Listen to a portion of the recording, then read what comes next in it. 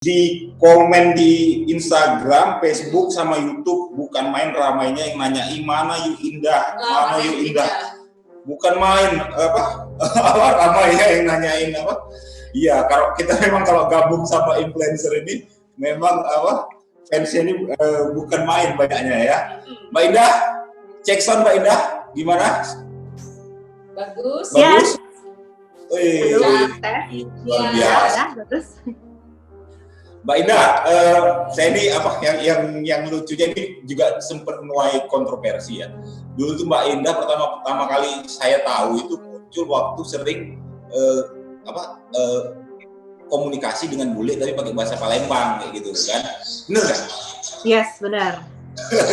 Benar. Sekarang beberapa videonya viral di Palembang. Jadi kenapa kemudian Sumsel Virtual Fest ini mengundang Mbak Indah? Karena kami lihat waktu awal pandemi, Mbak Indah itu masih kalau nggak salah di Eropa ya Mbak ya, masih jalan-jalan tuh waktu itu di Eropa ya. Yes, benar, masih ada di Paris. Benar. Masih ada di Paris. Jadi kayaknya nih bisa sharing cerita-cerita menarik seputar perjalanannya, sama sebagai traveler gimana nih pengalamannya udah dikunci kayak gini, kakinya nggak bisa bergerak kemana-mana. Lu perasaanmu sebagai orang yang selalu jalan-jalan tapi harus dipaksa di rumah, ini kayak mana? Apakah batinmu menangis, menjerit, atau apa? Ya seperti apa gitu, mati gaya. Nah kayak gitu. Jadi bisa ini sama netizen semua ini dan sama para pemantik di sini, bagaimana sih pengalaman Mbak Indah? Ini cerita versi panjang berarti? Pertama-tama waktu di Eropa kemarin pada saat pandemi katanya sempat hampir terkunci ya di sana lockdown ya? Hampir lockdown kan? Gimana? Ya itu aku ada di Paris dari tanggal 3 Maret kalau tidak salah, itu seharusnya sampai tanggal 18 Maret. Jadi posisi ketika kita tahu kabar bahwa Paris itu akan lockdown itu sekitar tanggal 17 Maret kalau tidak salah. Pemerintah Paris itu mengeluarkan peraturan bahwa Paris itu akan menutup bandaranya, jadi kita sudah nggak bisa keluar atau tidak bisa masuk di sana. Nah, itu ketika saya berada di Belanda. Jadi kebetulan kemarin memang saya membawa mobil sendiri, jadi bisa move on dengan sangat cepatnya antar negara.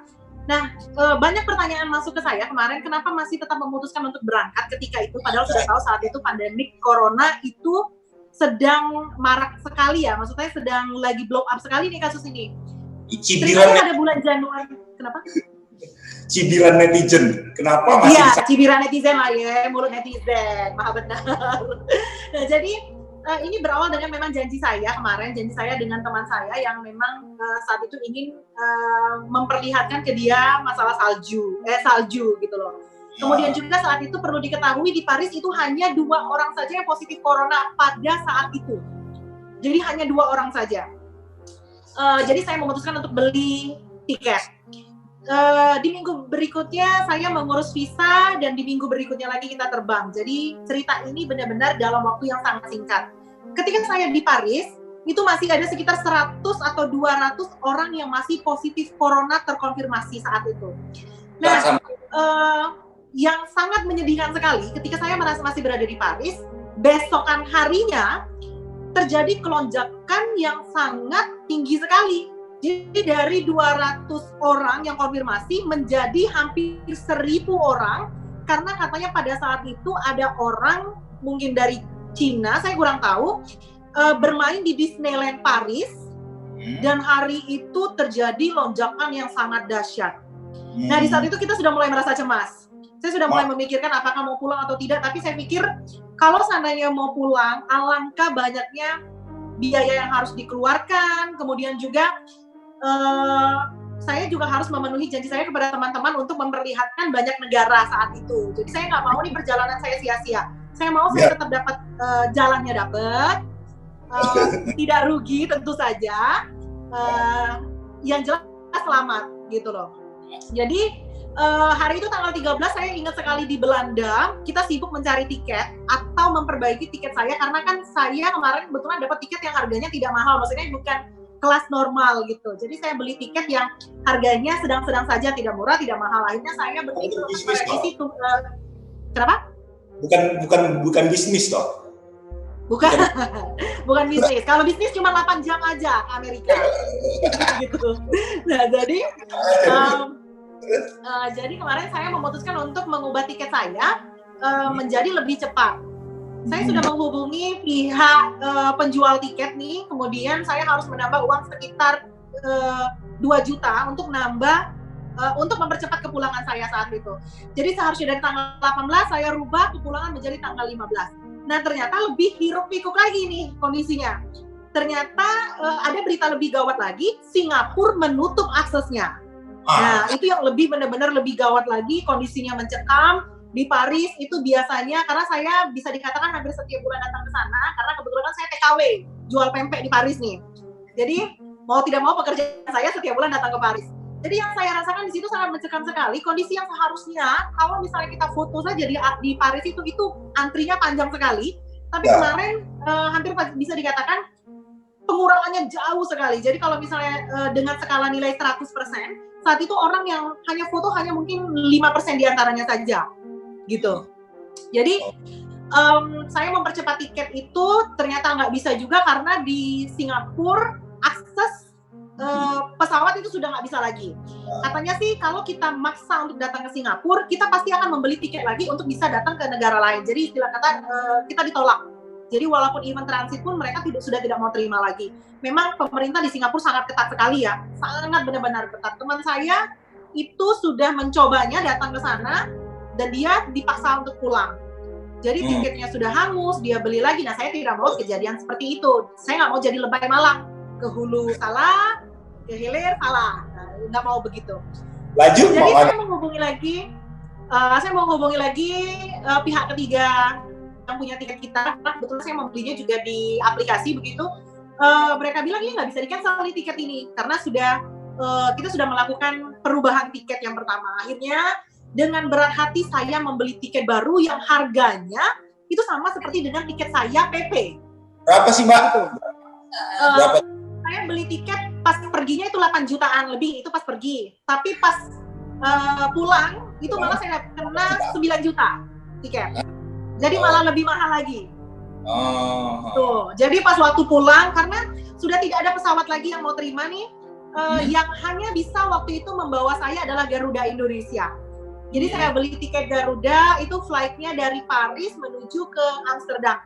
Kemarin tadinya kita maunya dari Amsterdam langsung pulang ke Indonesia, karena kalau Amsterdam kemarin belum memutuskan untuk menutup bandara mereka pada tanggal 17 atau 18 Maret, saya lupa. Tapi yang menjadi masalah adalah kan kemarin saya sewa mobil di sana. Ya gitu, jadi mobil ini harus dikembalikan nih di Paris. Gitu. Ya, nggak bisa. Tidak mau, saya harus kembali lagi ke Paris. Kenapa, Mas? Nggak bisa ditinggal gitu aja terus ada agen yang ngambil gitu nggak ya? Nggak bisa, nanti saya dicangking orang, Mas. Nanti saya dicangking orang di sana. Dicangking orang. Gitu, iya, nanti saya dicangking orang di sana. Jadi mau tidak mau saya pulang ke Paris. Saya pulang ke Paris, kemudian saya pulang dari Paris itu ke Indonesia pada tanggal saya lupa 14 atau 15 saya lupa. Sampai di Indonesia yang lebih mengejutkan lagi, di atas pesawat itu isinya bule semua. Itu yang bikin saya wow, semudah ini loh akses masuk ke Indonesia. Itu yang benar-benar buat saya merasa kecewa sekali gitu loh Mas. Kenapa bisa ada bule padahal gini? 15 Maret ya? 15 Maret? Saya lupa tepatnya 14 atau 15 saya pulang. Saya lupa. Kalau nggak salah di antara tanggal begitu deh. Karena tanggal 16 saya sampai di Indonesia dan isinya di dalam pesawat itu bule semua. Padahal saya ini termasuk orang yang aktif menggunakan pesawat. Seperti yang sudah saya katakan tadi kan saya penjual pempek nih bolak-balik kan. Jadi saya memang sudah sering sekali memakai maskapai. Nah bisa dikatakan maskapai Garuda Indonesia ini tidak begitu banyak dipakai sama bule-bule. Tapi pada hari tersebut ada banyak sekali bule yang menggunakan pesawat tersebut. Artinya memang sudah tidak ada akses pesawat lain lagi. Turkish Airlines itu sudah memutuskan Mas. Jadi Airlines Turkish itu sudah memblok semua penerbangan, di cancel. Singapore Airlines sudah nggak bisa diomongin lagi, kalau Singapore Airlines juga begitu. Bahkan saat itu kalau nggak salah Qatar dan Emirates pun juga begitu. Jadi memang banyak penerbangan yang cancel flight-nya. Gitu. Sebenarnya sih ada baiknya ya, karena Garuda Indonesia mungkin ingin menjemput semua orang yang berada di luar negeri untuk membawa kembali ke Indonesia. Tapi yang membuat saya sedih hanyalah adalah kenapa bisa orang-orang bule itu menggunakan pesawat kita gitu loh. Artinya kan memang sudah tidak akses di mana-mana lagi, sementara di Indonesia memang akses masuk itu masih sangat gampang sekali gitu. Indah. Jadi kenapa Mas? Terus lanjut. Oke, akhirnya saya sampai di Indonesia. Di Indonesia yang lebih membuat saya kaget lagi, saya hanya dapat kartu declare kesehatan. Yang isinya adalah kita menerangkan secara jujur apakah kita merasakan gejala-gejala seperti flu, batuk, demam dan sebagainya. Kebetulan at the time pada saat itu saya memang merasakan flu dan batuk. Saya memang merasakan saat itu flu dan batuk. Tidak bisa Mas, biasa terasa matahari, tahu-tahu berdengkang gitu bercicipan dengan musim dingin. Otomatis kan suhu tubuh kita mengalami adaptasi ya. Jadi mau tidak mau ya saya memang merasakan flu dan batuk saat itu. Jadi saya cantrang nih, saya tulis saya batuk, saya flu, plus ada lagi saya tambahin di situ saya buntu. Saya tulis di situ di buku. Gak itu bercanda yang terakhir. Nah kemudian saya turun. Buntu ya. Lanjut. Ya buntu Bu, itu penyakit yang paling susah disembuhkan. Buntu itu tadi. Nah kemudian saya kasih itu ke petugas medis di sana, terus saya tanya di sana, Mbak, ini saya punya gejala nih, kira-kira apa yang harus saya lakukan? Nggak ada Ibu, Ibu nanti pokoknya Ibu keluar dari sini, nanti kalau misalnya memang ada gejala, besok nanti datang saja ke rumah sakit. Loh, saya kaget. Bagaimana kalau misalnya saya ini bukan orang yang jujur, bukan tipikal orang yang ingin reward ya, maksudnya saya mungkin bagaimana kalau misalnya dihadapkan dengan seseorang yang saat itu tidak mau jujur gitu loh. Untung saja pada saat itu saya mengakui penyakit dan gejala saya gitu loh. Saya melihat di sana tidak ada satu orang pun yang mau declare bahwa mereka itu turun dari luar negeri dan memiliki gejala gitu. Padahal saya ingat betul Mas, ketika saya duduk itu ada banyak kanan kiri depan belakang itu semuanya dalam kondisi batuk. Ada yang batuk, ada yang saya sampai pindah kemarin. Saya sampai pindah tempat duduk karena kemarin sebelah saya tuh batuk yang sangat hebat, sangat kuat dan dia berbahasa Korea atau Cina saya kurang tahu. Di depan saya juga bule yang dalam kondisi ya batuk-batuk. Untungnya pada saat itu saya memang menggunakan masker gitu loh. Memang saya sudah kampanye soal masker ini sejak dari Januari yang lalu gitu. Jadi saya pergi itu menggunakan masker. Nah, kemudian saya masuk ke tempat saya nggak tahu itu tempat itu, pokoknya tempat yang kira-kira orang datang membutuhkan pertolongan gitu loh. Jadi saya masuk ke tempat kesehatan itu dan disambut sama 2 atau 3 dokter. Saya ngomong nih, Pak, saya mau minta diperiksa. Pokoknya saya mau minta diperiksa. Ya, tapi kan Ibu tidak punya gejala apa-apa. Loh Pak, sekarang begini, walaupun saya tidak bergejala apa-apa, saya bisa menjadi carrier. Siapa tahu nih dalam waktu 1 atau 2 minggu ke depan, ternyata saya positif. Bagaimana dengan nasib orang-orang lain yang saat itu bertemu dengan saya? Begitu. Jadi saya atas dasar kesadaran sendiri, saya minta diperiksa. Jadi sempat diperiksa kemarin, tapi diperiksa denyut nadi saja. Dan katanya itu hati saya deg-degan mungkin karena menyimpan rindu, Mas. Denyut nadi apa tensi? Tensi kali. Iya, jadi dihitung nih tensinya, ternyata tensi saya kuat sekali Mas, jadi hampir sama dengan deg-degannya Superman kemarin. Ya. Ini Ibu katanya penyakit Ibu mungkin penyakitnya rindu selain buntu gitu. Jadi kemudian setelah itu saya masih belum bisa dipastikan apakah saya ini sakit atau tidak. Akhirnya pulang dari sana saya memutuskan untuk isolasi diri sendiri. Saya isolasi di sebuah tempat ya Mas ya yang kondisinya bisa dikatakan menyedihkan sekali. Atas inisiatif sendiri saya pokoknya Mas untuk buang hajat aja susah sekali gitu loh. Jadi saya apa yang ingin saya jelaskan di sini artinya pengorbanan yang saya lakukan untuk isolasi tersebut agar jangan sampai saya pulang. Saya nggak mau nih pulang ke Palembang saya membawa penyakit untuk anak saya membawa penyakit untuk keluarga saya atau bahkan saya membawa penyakit untuk warga dan masyarakat Kota Palembang. Jadi saya isolasi diri. Besoknya saya memutuskan untuk berobat ke beberapa rumah sakit yang memang sudah diinformasikan kepada saya. Ada beberapa rumah sakit, kalau nggak salah kemarin Persahabatan, kemudian ada rumah sakit, saya lupa rumah sakit apa-apa gitu.